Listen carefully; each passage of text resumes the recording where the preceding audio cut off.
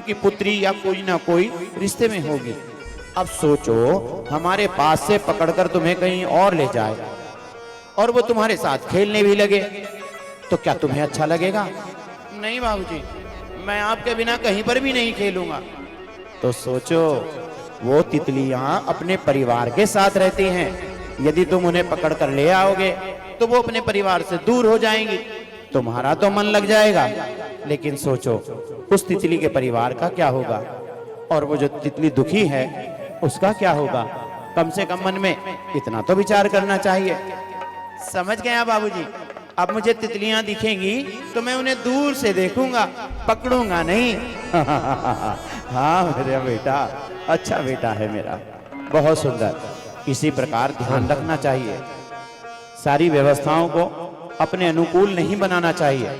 जिस प्रकार प्रकृति ने नियम बनाए हैं उनके अनुकूल ही हमें अपना जीवन निर्वाह करना चाहिए, और जो धर्म कहता है उसी के अनुसरण करते हुए अपने जीवन को आगे की ओर बढ़ाना है।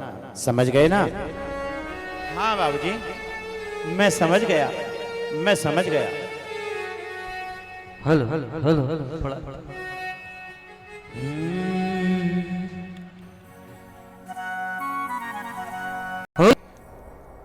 राजघराने से मेरे लिए बुलवा आया है, इसलिए मुझे वहां पर जाना होगा, और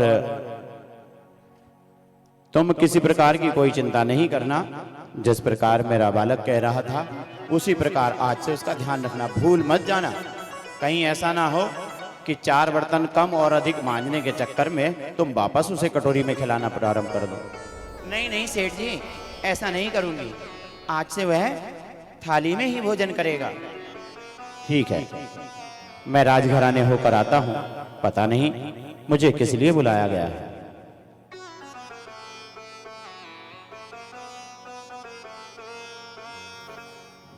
राजघराने का बुलावा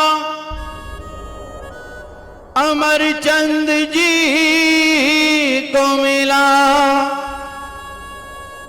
पहुंचे राजघराने, जया जी से मिलन हुआ।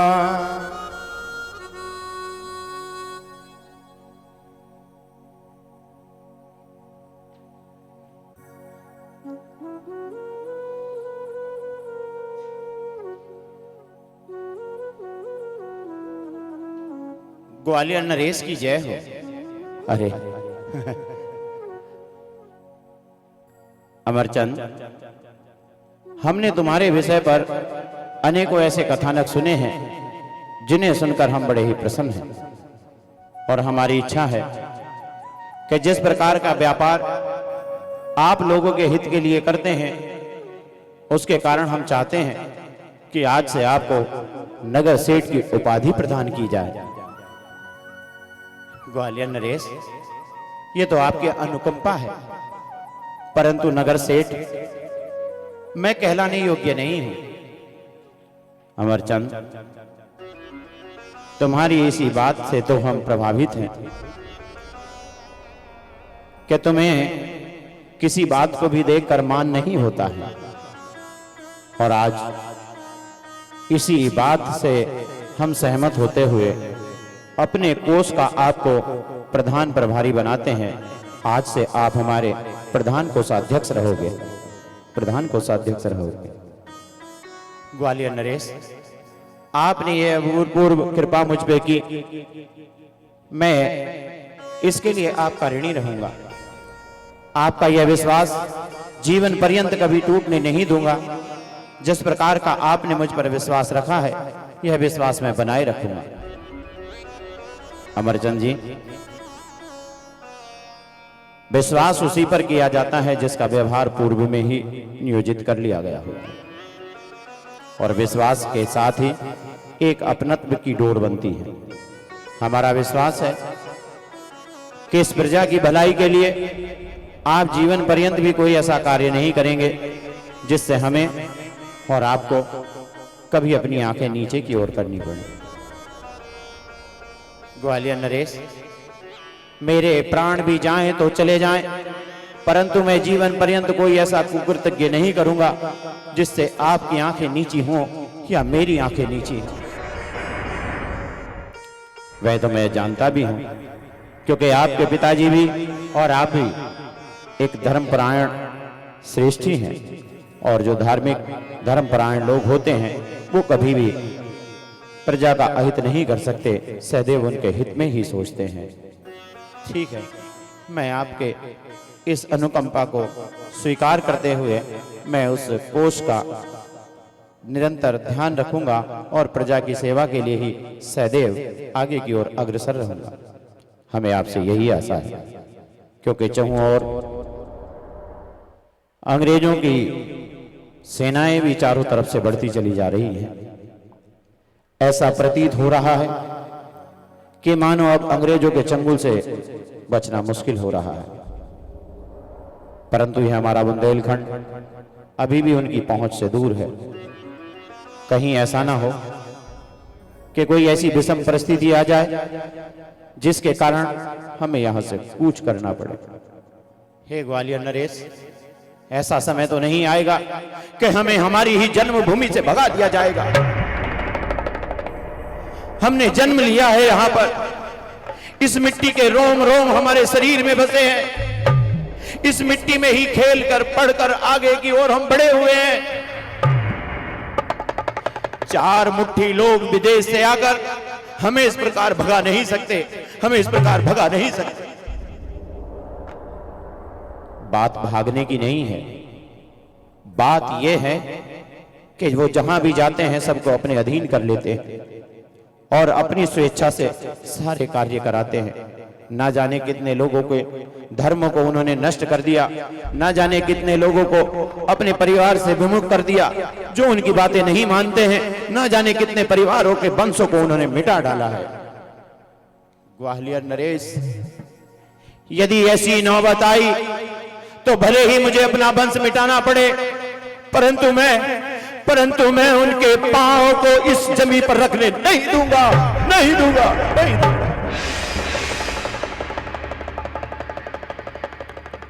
सजग रहकर यही कार्य तुम्हें करना है, बस, और आगे मैं कुछ कह नहीं सकता। पता नहीं आज रात्रि, कल रात्रि, परसों रात्रि, कौन सी रात्रि ऐसी होगी जो हमारी स्वतंत्रता को हमसे छीन लेगी। हमारी समझ में नहीं आता हम क्या करें और क्या नहीं करें। सोच सोच में निकल रहे दिन महीने,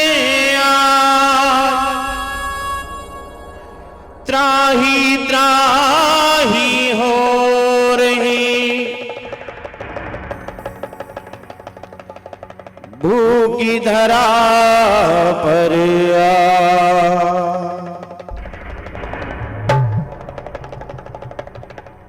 1854 की वो क्रांति जिसने त्राही त्राही कर डाला, चहुओं दिशाओं में अंग्रेजों ने भौकाल मचा रखा था। जिस ओर उनके कदम पड़ते उस ओर त्राही त्राही माम हो उठता, त्राही त्राही माम हो उठता।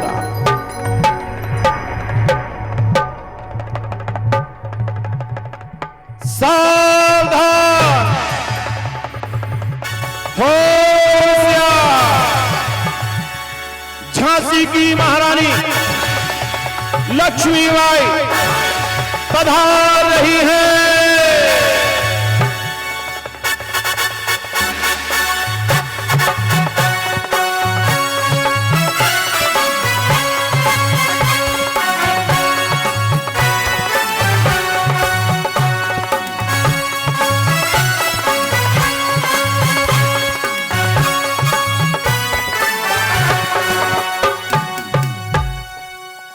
तात्या, तुम हमें अवगत कराओ कि उन अंग्रेजों की सेनाएं हमारे इस शहर से कितनी दूर तक पहुंच गई हैं।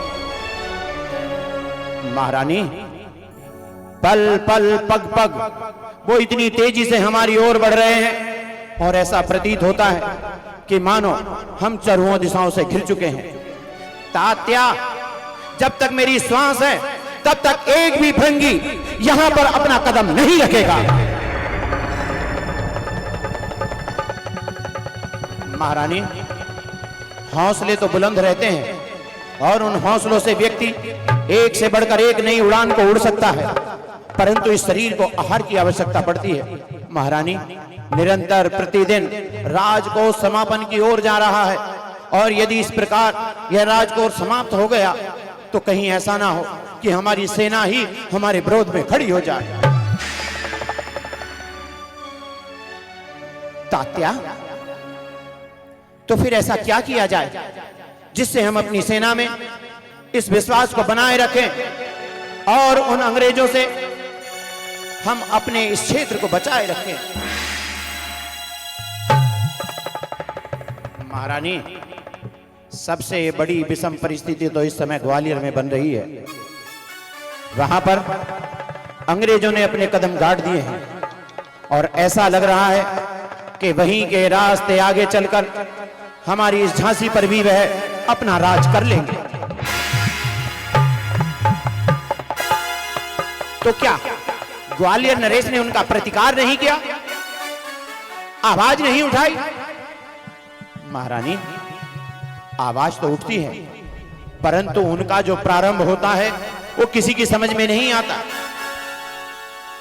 क्योंकि यदि कोई सामने से शत्रु बनकर आए तो हमारी मिट्टी में आज भी इतने जाबाज लोग हैं कि उसका जवाब दे सकते हैं, परंतु वो अंग्रेज, वो फरंगी लोग पहले व्यापार के रास्ते हमारे बाजारों में घुसते हैं, भिखमंगों की तरह हमारे बाजारों में बैठकर अपने सामान को सस्ते दामों में बेचते हैं और यहां के लोगों को यह बताते हैं कि यहां की वस्तुओं से अच्छी वस्तुएं हमारी हैं।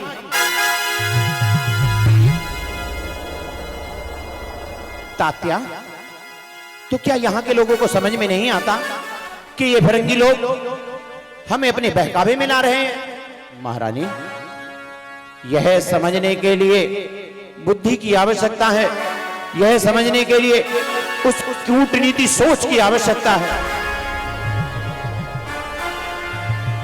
इस भोली भाली मिट्टी में रहने वाले लोग, सदैव एक दूसरे की परस्पर सहायता करने वाले लोग तो हमेशा यही सोचते हैं कि ये कुछ गरीब लोग हैं जो विदेश से आए हैं, हमें इनका सामान खरीदना चाहिए।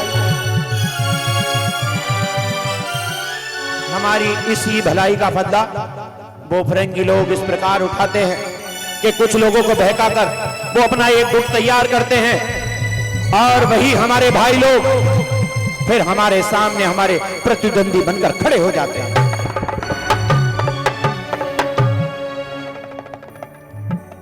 तो सुनो, सारी सेनाओं को तैयार करो और हम अपनी सेनाएं लेकर ग्वालियर की ओर कूच करते हैं।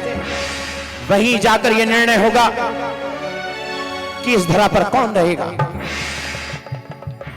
जैसी आपकी आज्ञा महारानी, परंतु अभी भी विकल्प वही है कि हमारे राजकोष में उतना खजाना नहीं है। तात्या, इस बात की चिंता मत करो, मैं जानती हूं इस धरा पर जन्म लेने वाला प्रत्येक प्राणी अपने राष्ट्र के लिए, अपने मान के लिए, अपने सम्मान के लिए अपने प्राणों को न्यौछावर कर देगा। मगर महारानी, अधिक देर समय टिकने के लिए इस शरीर को आहार की आवश्यकता जरूर होगी। ठीक है, उसकी चिंता आप ना करो, अवश्य ही मैं कोई ना कोई व्यवस्था बना लूंगी। जैसी आपकी आज्ञा, जैसी आपकी आज्ञा। बिगुल बजे सेना चली, सेनाएं पहुंची आज, अंग्रेजों की सेना भी बढ़ने लगी है। अंग्रेजों की सेना है।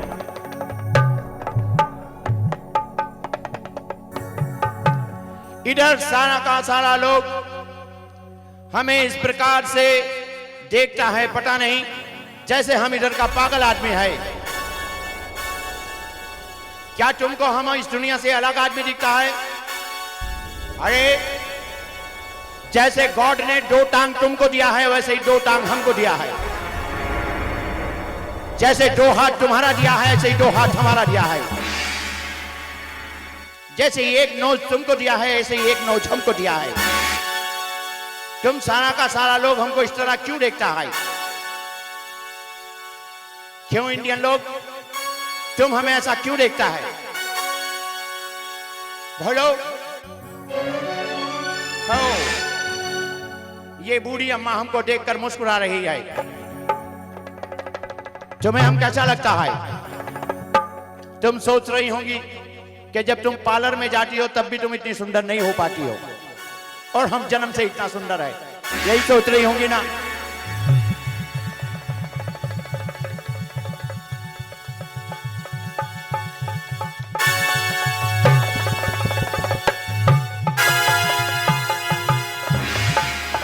बोलो, तुम हमको देखकर हंसती क्यों है?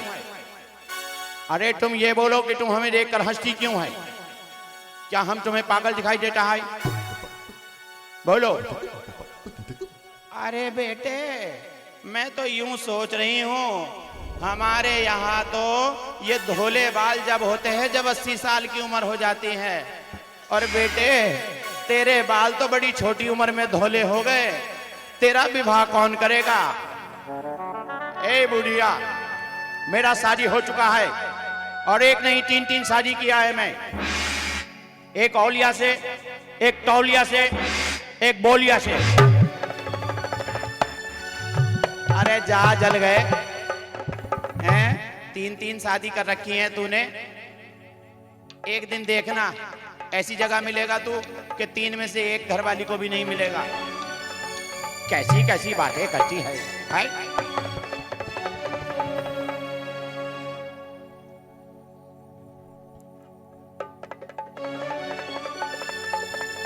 क्या चल रहा है? ओह सर,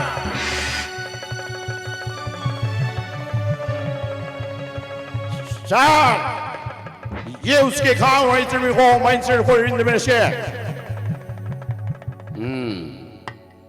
तुम्हारा बात सही है, यहाँ का लोग हमारी बात सुन नहीं रहा है। ऐसा करो, आज ही रात में इन सब लोगों पर बंदूकें तान दो। या तो ये लोग हमारी बातें मानेंगे और नहीं मानेंगे तो इन सबको मार डालो। ये सब का सब ब्लडी इंडियन है। ये लोग हमारी बात नहीं मानेगा तो उसी को उड़ा डालना। ठीक है, सबसे पहले इधर गोली चलाकर देख लूं कि ये बंदूक चल रही है कि नहीं चल रही है। उड़ा डाल। सबसे पहले छोटू को उड़ाना। ये दिखाई नहीं देता है, हमेशा सोता रहता है। गोली लगेगी तो फिर उम्र भर उठ भी नहीं पाएगा। कोई बात नहीं, जिसको भी मारेंगे उसको जगह जगह के मारेंगे। जगह जगह के मारेंगे, जगह जगह के मारेंगे। ठीक है, तैयारियां करो। ठीक है, ठीक है। युद्ध का बिगुल बजा आसमां में, होने लगी आवाज। अश्व पर बैठ चली महारानी, लक्ष्य प्राप्त करेगी आज। मारो, मारो।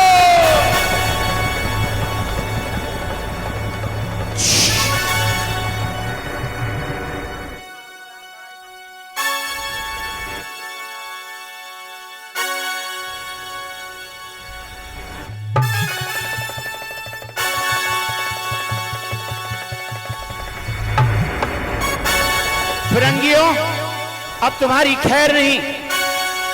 तुम्हें हमसे बचाने वाला कोई नहीं है। जिन पांव से चलकर तुम यहां तक आए हो, उन्हीं पांव से वापस चले जाओ, नहीं तो ये तलवार तुम्हारे खून को चाट लेगी। सर, यहां का लेडी कितना गुस्सा करती है। हम ये सोच रहा है, इधर का लेडी इतना गुस्सा करती है तो इनका हस्बैंड लोग कैसे रहता होगा। चुप करो, हमला करो। ठीक है।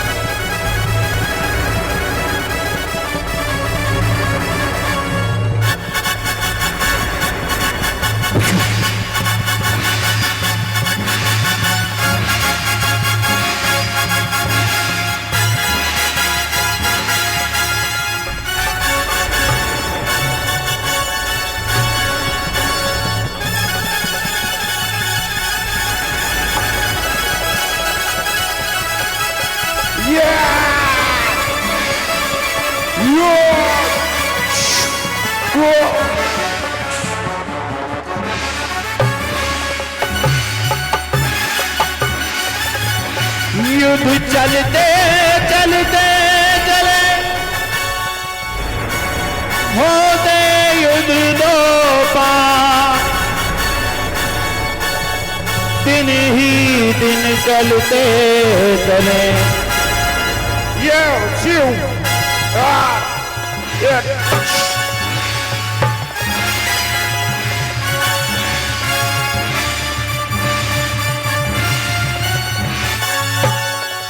तात्या,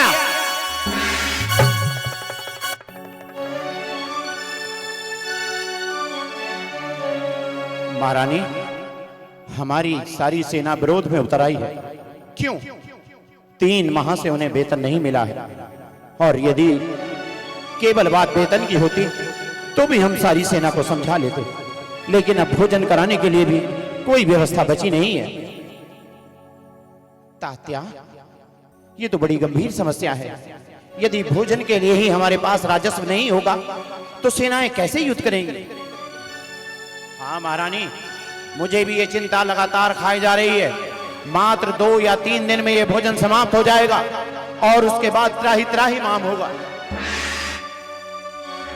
तात्या, तुम शीघ्र जाओ और यहाँ के नगर शेष तुम अमरचंद को लेकर आओ, जैसी आपकी आज्ञा।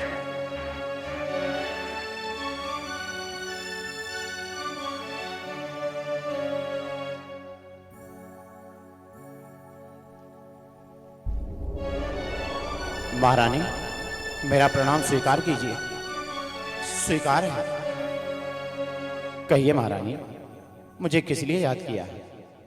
अमरचंद, नगर श्रेष्ठियों में तुम्हारा नाम है और इस ग्वालियर का राजस्व भी आप वहां के प्रधान कोषाध्यक्ष हैं। देखो, हमारी सेनाओं के पास इस समय भोजन के लिए कुछ भी कोष में बचा नहीं है, और यदि उनके पेट में भोजन नहीं होगा तो वो अंग्रेजों से कैसे लड़ेंगे? अपनी पेट की आग से लड़ेंगे या उन फिरंगियों से लड़ेंगे? महारानी, ये बताइए, मैं आपकी किस प्रकार सहायता कर सकता हूं? आप प्रधान कोषाध्यक्ष हैं, आप चाहें तो बहुत सा धन हमारी सेना को दे सकते हैं, क्योंकि हमारी सेनाओं को 3 माह से वेतन भी नहीं मिला है। कहीं इस कारण यदि सेनाओं का मनोबल टूटता रहा तो हम युद्ध कैसे जीत पाएंगे? महारानी, जिस राजस्व के पद पर मुझे नियुक्ति मिली है वो नियुक्ति तो बात की है, परंतु बात अपने राष्ट्र की है। उसके लिए सबसे पहले मैं राजस्व को क्यों दूं? मैं सबसे पहले अपना धन दूंगा, अपना मकान दूंगा, अपना घर बेच डालूंगा, अपने राष्ट्र के लिए, अपने गौरव के लिए, अपने सम्मान के लिए। आज ही घोषणाएं करा दो, कल सुबह जैसे ही होगी सारी सेनाओं को केवल 3 माह का नहीं बल्कि 5-5 माह का वेतन दिया जाएगा। अमरचंद, हमें आपसे यही आशा थी। आपका यह विश्वास, आपका यह गौरव हमेशा जब तक ये धरा रहेगी तब तक याद रखा जाएगा, याद रखा जाएगा। जब जब भी मेरी आवश्यकता पड़े मुझे याद कर लेना। मैं जिस भी काम अपने देश के आ सकूं मैं वो कार्य अवश्य करूंगा, वो अवश्य करूंगा। लुटाया सारा पैवब अमरचंद ने, सेना को कर दिया दान। खूब लड़ी मर्दानी युद्ध में, करने लगी घमासान। सारी सेना का जोश बढ़ गया, मनोबल बढ़ गया, और वह महारानी, वह मर्दानी इस प्रकार युद्ध करने लगी कि अंग्रेजों के दांत खट्टे होने लगे और अंग्रेज अपने पांव पीछे हटाकर अपनी ओर चले जाने लगे। परंतु उस महारानी को क्या पता था, ये पीछे रखने वाले पांव एक बार चुपके से फिर वापस लौट कर आएंगे।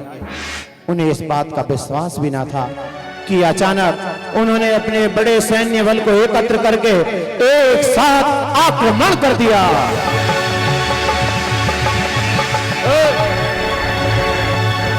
छोटू।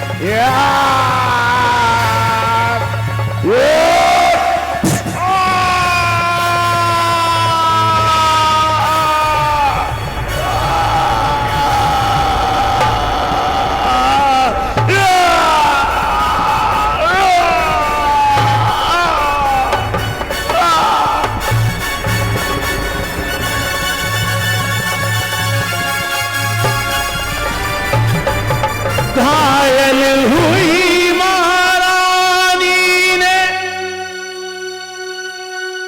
करती रही प्रतिज्ञा, अंग्रेजों ने जीत लिया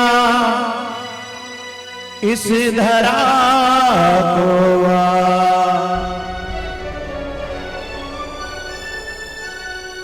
अब देखता है कौन ब्लडी इंडियन हमारे सामने आंखें निकालता है।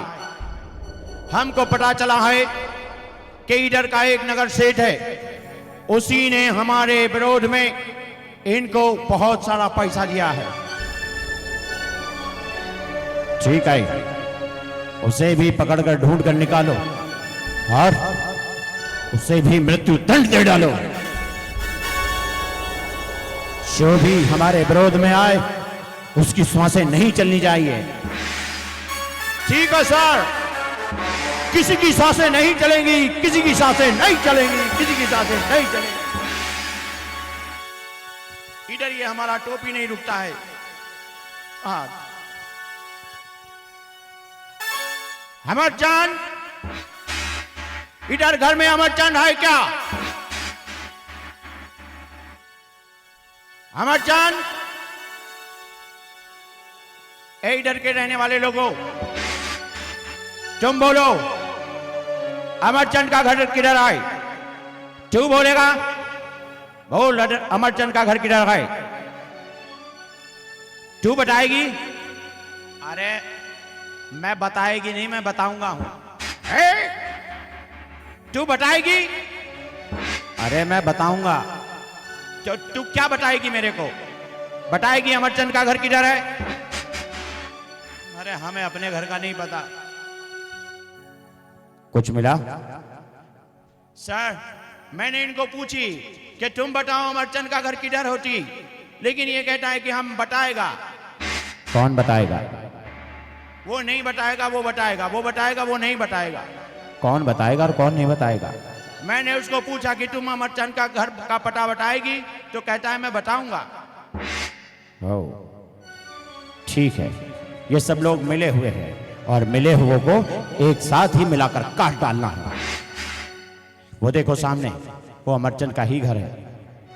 अच्छा, इस घर के अंदर अमरचंद रहती है? रहता है। हाँ रहती है। रहता है? हाँ हाँ रहती है। रहती तो उसकी पत्नी है। तो अमरचंद किधर रहती है? अमरचंद रहता है। ठीक है, अमरचंद तुम इसी घर में रहती है तो बाहर निकलो, नहीं तो हम टोप का गोला लगाकर तुम्हारा घर उड़ा देगी।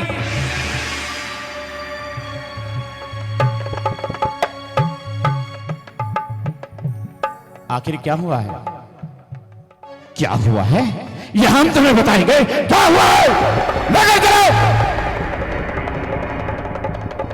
लेकिन मेरा अपराध क्या है? अपराध? तुम्हारा अपराध यह है कि तुमने राजद्रोह किया है, तुमने हमारे साथ द्रोह किया है, तुम द्रोही हो और तुम्हें सजा मिलेगी। लेकर चलो इसे, लेकर चलो। मेरे सेठ जी को छोड़ दो, मेरे सेठ जी को छोड़ दो, मेरे सेठ जी को छोड़ दो, मेरे सेठ जी को छोड़ दो। अरे नहीं, तुम्हारा पति बहुत बड़ा गलती की है और इस गलती की सजा मिलेगी। इसने हमारे विरोध में लड़ रही सेना को इसने पैसा दी है। किधर से लाया तुम इतनी पैसा? हमको पता लगा है तुमने सरकारी पैसे का इस्तेमाल उस सेना के लिए किया है ना। अब इस सरकारी बंदूक का इस्तेमाल हम तुम्हारे पेट के लिए किएगा। बोलो, तुमने सब किया है? हाँ, मैंने अपने देश के लिए किया।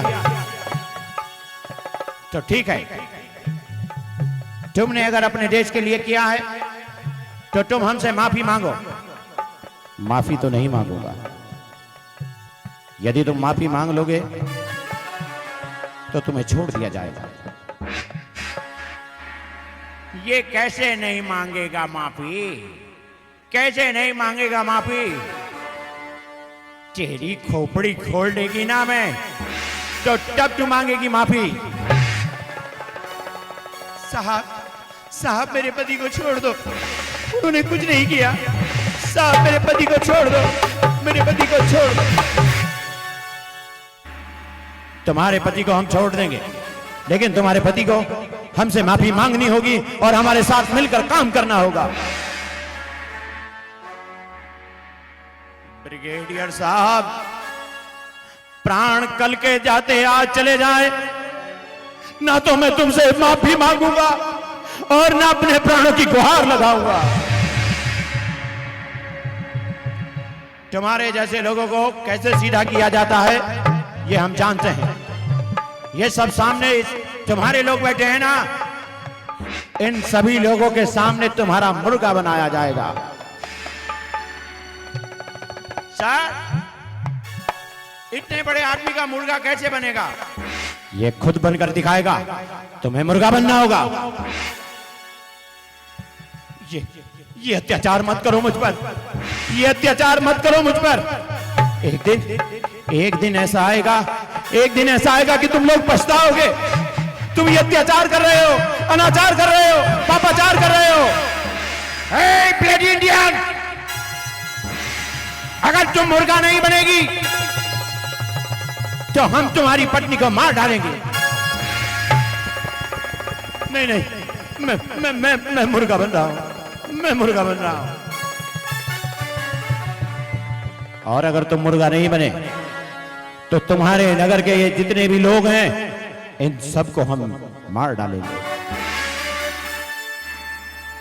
ऐसे मुर्गा बनने के समय पर ढूई नीचे क्यों करता है? ऊपर करो। अब मांगो माफी हमसे। माफी नहीं मांगूंगा। अभी भी माफी नहीं मांगेगा। ब्रिगेडियर साहब, मैं कोड़ा लेकर आता हूं। इस पर इतना कोड़ा बजाएंगे, इतना कोड़ा बजाएंगे, ये क्या, इसका तो बाप भी माफी मांगेगा।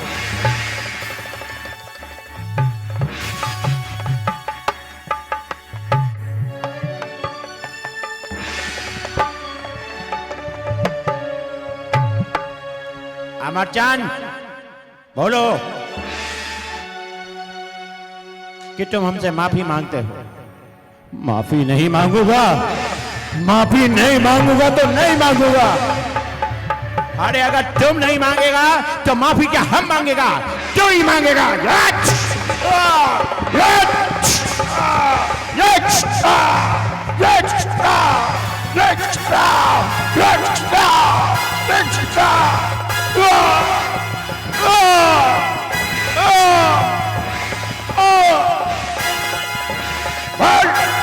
मांग माफी।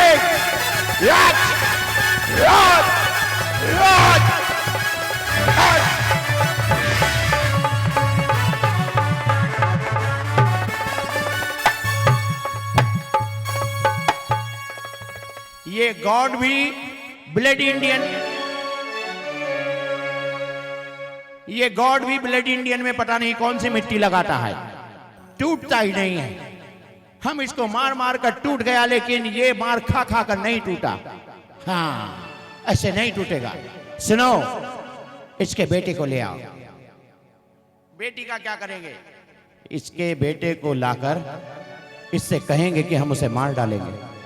ये खुद से नहीं टूट रहा है तो अवश्य ही अपने बेटे को देखकर टूट जाएगा। ठीक है, हम अभी लेकर आते हैं, अभी लेकर आता है, अभी लेकर आता है।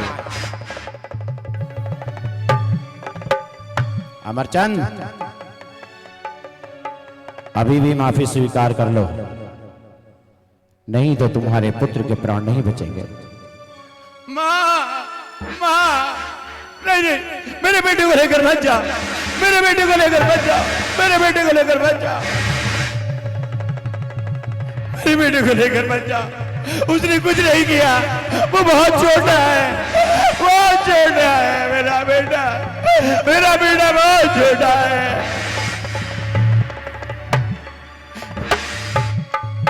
अभी तो वो इतना छोटा है कि वो कटोरी में खाता है। अभी तो उसने अपने पिता से गुहार लगाई थी कि उसे थाली में खाना चाहिए। अभी तो वो ढंग से खाना भी नहीं सीखा है। मेरे बेटे ने कुछ नहीं किया। अमरचंद, देखो अपने बेटे की ओर। अगर इसे सलामत चाहते हो तो तुम्हें माफी मांगनी होगी। गौरव, अगर मेरे पास एक नहीं मेरे 100 बेटे भी होते तो अपनी इस मातृभूमि के लिए उन्हें कुर्बान कर देता, लेकिन मैंने कुछ बुरा नहीं किया है, मैंने कुछ गलत नहीं किया है, तो मैं भाभी क्यों भागू, क्यों? अच्छा, हम जानते हैं कि तुम नगर श्रेष्ठी हो। यदि तुम टूट कर हमारी तरफ आ गए तो सब लोग हमारे हो जाएंगे। यदि तुम्हारा विरोध जारी रहा तो ये लोग भी हमारा विरोध करते रहेंगे और तुम्हें टूटना होगा, तुम्हें टूटना होगा, टूटना होगा। और यार, इसके बेटे को ले जाओ और तोप के मुंह पर बांधकर गोला दाग दो। नहीं, नहीं, नहीं, नहीं। तुमने हमारा पैर छूकर पैर गंदा कर दिया, ब्लडी इंडियन लेडी। अभी हम तुम्हारा बेटा को लेकर जाएगी और इसको टोप का गोला में डाल देगी। बोलो अपने पति को कि वो हमारे सर से माफी मांगे। मैं आपके आगे हाथ जोड़ती हूँ, जो मेरे पति ने किया, जो मैंने किया, उसकी सजा दीजिए। इस अबोध बालक को सजा मत दीजिए, इस अबोध बालक को सजा मत दीजिए। माँ, फिर हमारा पांव गंडी कर दिया। माँ, माँ, तुम क्यों रोती हो माँ? मैं मरूंगा नहीं माँ। यदि मैं मर भी गया तो वापस लौट कर तेरी कोख में आऊंगा माँ। ना मेरे बेटे,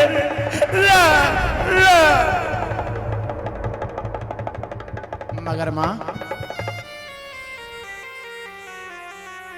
बाबूजी से कहना कि अगर ये मुझे मारना भी चाहते हैं तो मार दें, मगर वो अपना सर नहीं झुकाए माँ, वो इनके सामने अपना सर नहीं झुकाए। है ब्लडी इंडियन का बच्चा,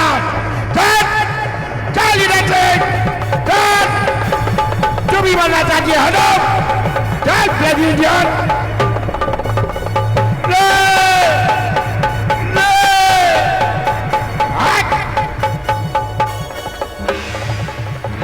मेरा बेटा, मेरा बेटा, मेरा बेटा।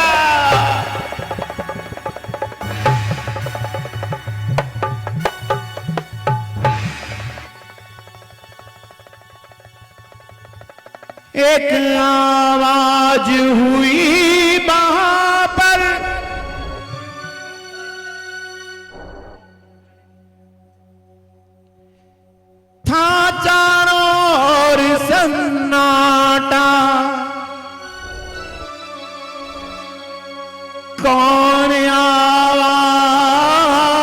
से छूट जाएगा बेटा।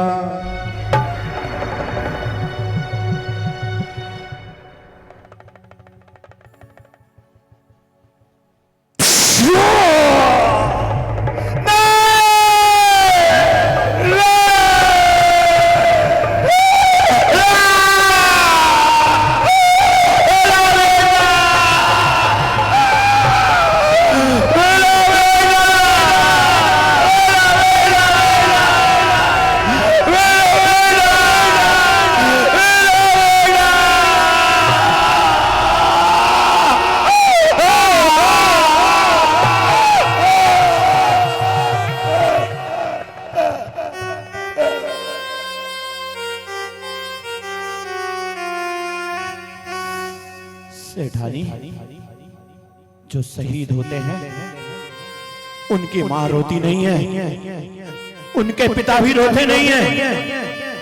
कोई नहीं रोएगा, कोई मातम नहीं मनाएगा, हम खुशियां मनाएंगे। हमारा बेटा शहीद हुआ है, हमारा बेटा शहीद हुआ है।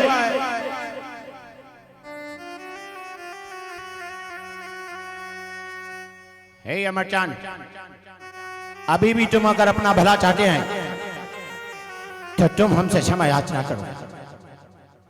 मैं क्षमा नहीं मांगूंगा, मैं क्षमा नहीं मांगूंगा, मैं क्षमा नहीं मांगूंगा। अगर तुम क्षमा नहीं मांगोगे तो हम तुमसे तुम्हारे प्राण छीन लेंगे। जिन लोगों की निगाहों में तुम यहां के नायक बनना चाहते हो ना, उन्हीं लोगों की आंखों के सामने हम तुम्हें फांसी पर लटका देंगे। लेके चलो इसे। उसी नीम के पेड़ के नीचे जहां पर चौपाल लगती है। एलईडी वाले भैया,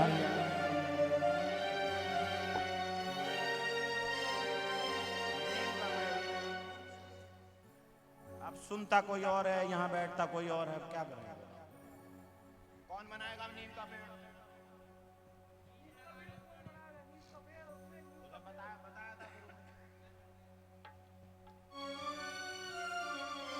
देखो अपने इन लोगों को, इन लोगों के सामने तुम नायक बनना चाहते हैं ना, आज इन सब लोगों को ये पता लग जाएगा कि जो भी नायक बनेगा वो इसी तरह मारा जाएगा, इसी तरह मारा जाएगा। बोलो, अगर तुम्हारे मन में मरने से पहले कोई आखिरी इच्छा है मृत्यु को छोड़कर, तो वो प्रावधान के अनुसार पूरी की जाएगी। बोलो। हाँ, मेरी एक इच्छा है, मृत्यु को छोड़कर होनी चाहिए। हाँ, मैं जैन धर्म का पालन करता हूं, उसी धर्म का अनुयायी हूं। जब सुबह उठकर मेरे जीवन का आरंभ होता है तो मैं नमोकार के साथ करता हूं। जब संध्या होती है सोने के पूर्व मैं नमोकार का जाप करता हूं। और आज तो मेरी इस देह का अंत हो रहा है, तो मैं नमोकार मंत्र का जाप करना चाहता हूं। ठीक है, जितना भी जाप करना है जल्दी से पूरा कर लो, तुम्हारी मौत तुम्हारे पास आ रही है। नवकार जपते जपते सेठ ने किया सिद्धों को याद, अमर रहे न रहे हम, बस देश हो आजाद।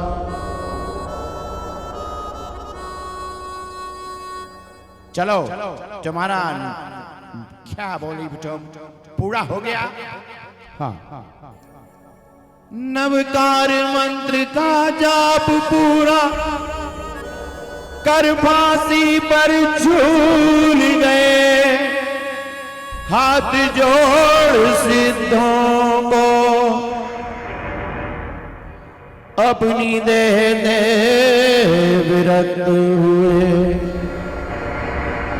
और जैसे ही उन्हें फांसी पर झुलाया गया, नमोकार मंत्र का प्रभाव इतना हुआ कि उस फांसी की रस्सी टूट गई।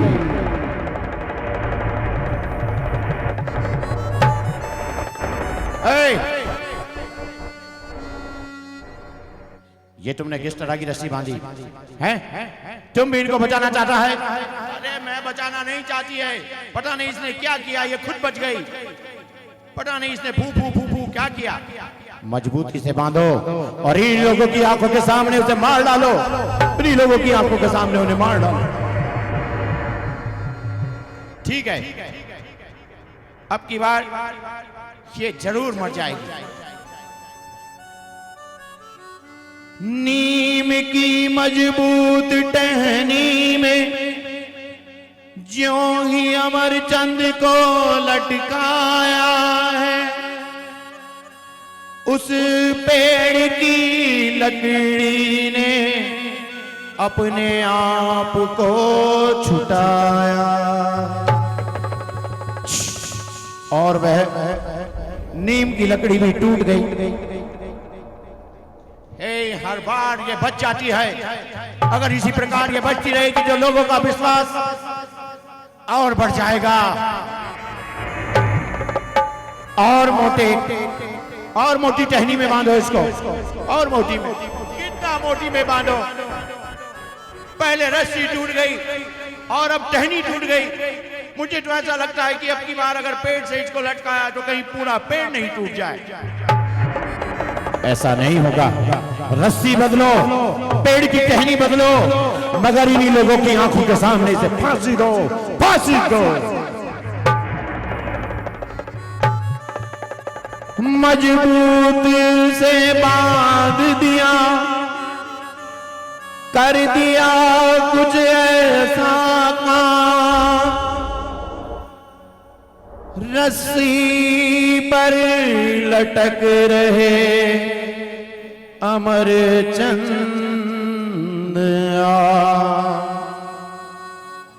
नवकार जपते जपते मन में करते प्रभु का ध्यान,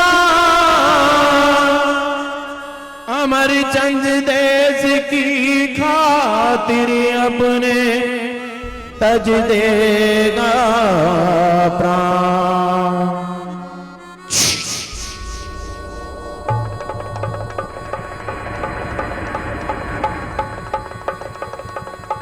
सर, अब तो ये मर गई, इसका जीभ भी निकल गया है। अब इसको नीचे उतार दे। नहीं, ये 2 बार पहले भी बच चुका है। इसे लटका रहने दो, 1 दिन नहीं, 2 दिन नहीं, इसे 3 दिन लटके रहने दो, ताकि जो लोग यहाँ नहीं आए वो भी देख सकें कि हमारा विरोध करने से क्या होता है, हमारा विरोध करने से क्या होता है, क्या होता है। कर चले हम फिदा।